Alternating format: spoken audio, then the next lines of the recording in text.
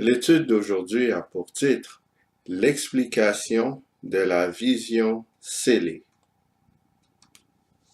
Lors des dernières études, nous avons porté notre attention sur une seconde vision que Daniel avait reçue de la part de Dieu. Le Seigneur lui avait montré des événements à venir, comme la montée d'Alexandre le Grand, sa mort et le partage de l'Empire grec en 4 parties, dont les 4 généraux furent à la tête. Daniel a aussi vu et compris la montée de Rome comme puissance mondiale, ainsi que son rôle dans la crucifixion de Christ.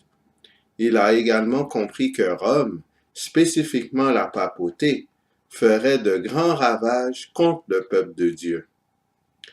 Il restait tout de même un élément de cette grande vision que Daniel n'avait pas encore compris. Daniel chapitre 8, les versets 14 et 15. Et il me dit, 2300 soir et matin, puis le sanctuaire sera purifié. Tandis que moi, Daniel, j'avais cette vision et que je cherchais à la comprendre, voici, quelqu'un qui avait l'apparence d'un homme se tenait devant moi. Daniel chapitre 8, les versets 26 et 27.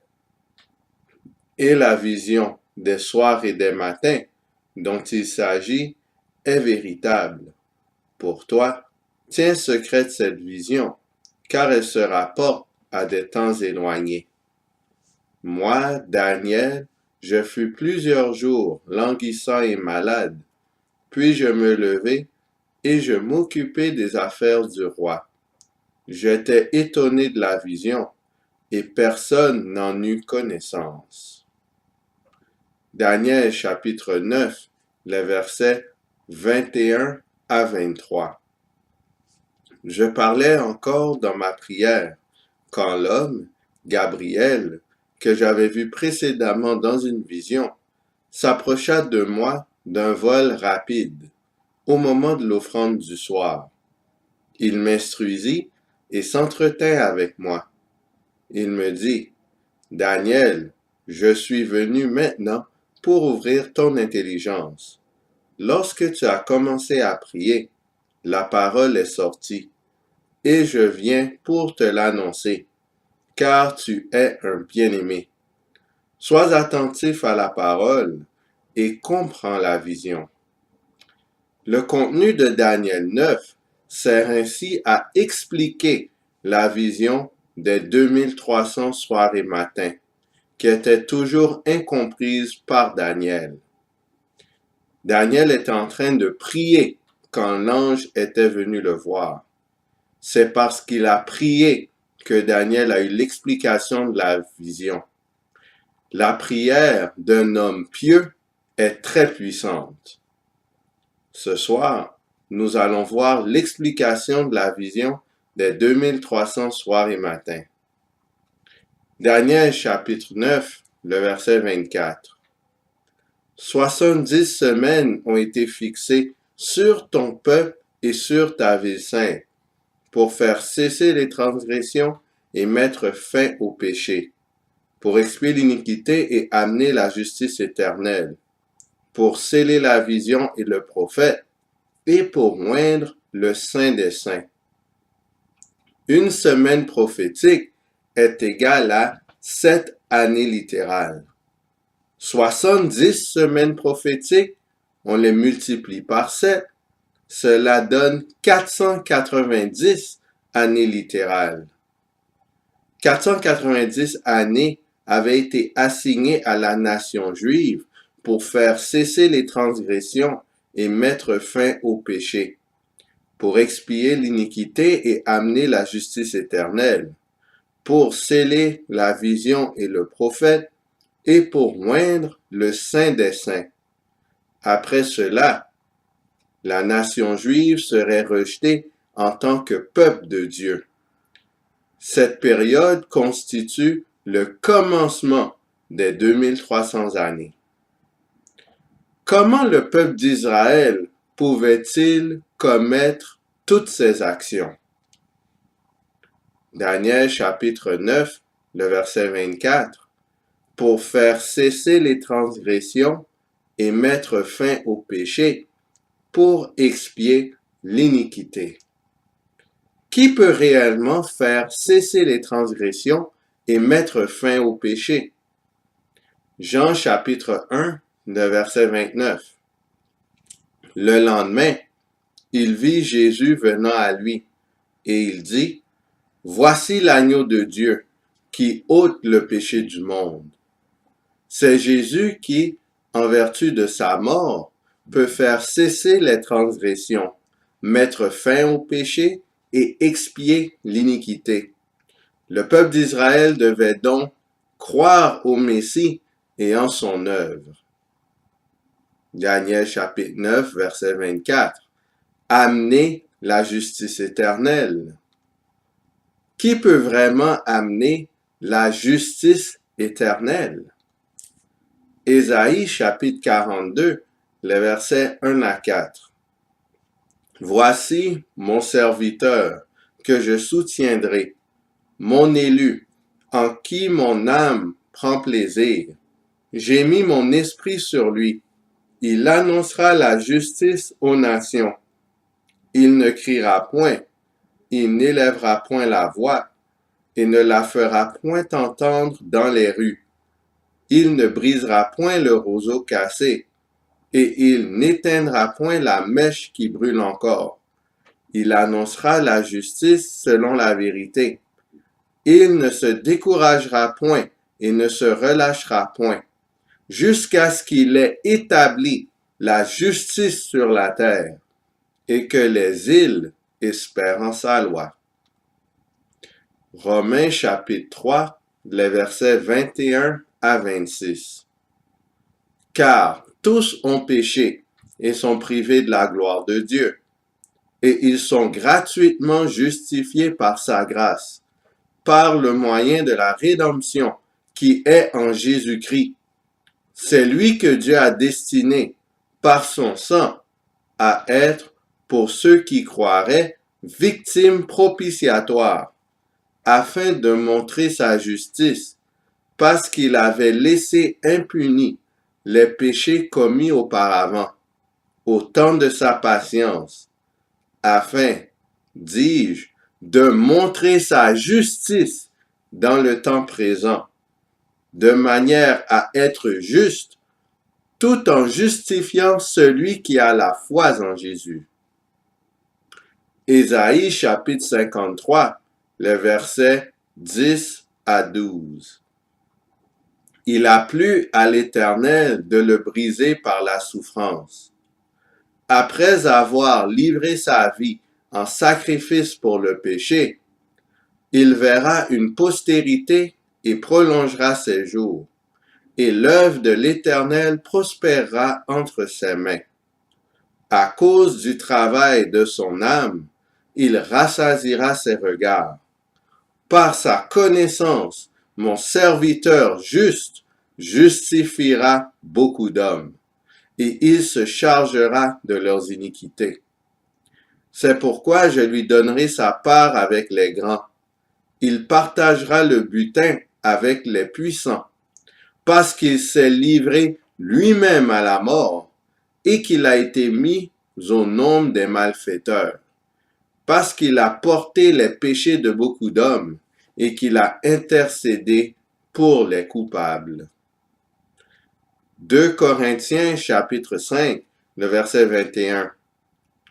Celui qui n'a point connu le péché, il l'a fait devenir péché pour nous, afin que nous devenions en lui justice de Dieu. C'est Jésus qui amène la justice éternelle par sa mort sur la croix. Le peuple d'Israël devait donc croire au Messie et en son œuvre de justice.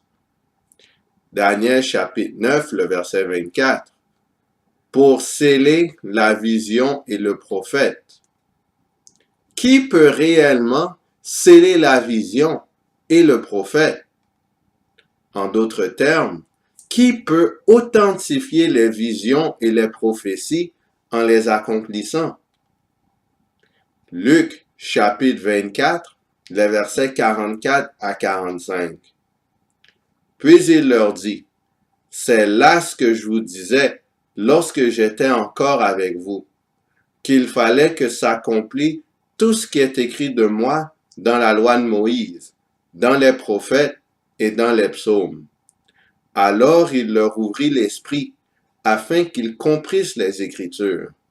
Et il leur dit, « Ainsi il est écrit que le Christ souffrirait, et qu'il ressusciterait des morts le troisième jour, et que la repentance et le pardon des péchés seraient prêchés en son nom à toutes les nations, à commencer par Jérusalem. » Matthieu chapitre 5, les versets 17 et 18. Ne croyez pas que je sois venu pour abolir la loi ou les prophètes. Je suis venu non pour abolir, mais pour accomplir. Car, je vous le dis en vérité, tant que le ciel et la terre ne passeront point, il ne disparaîtra pas de la loi un seul iota ou un seul trait de lettre, jusqu'à ce que tout soit arrivé.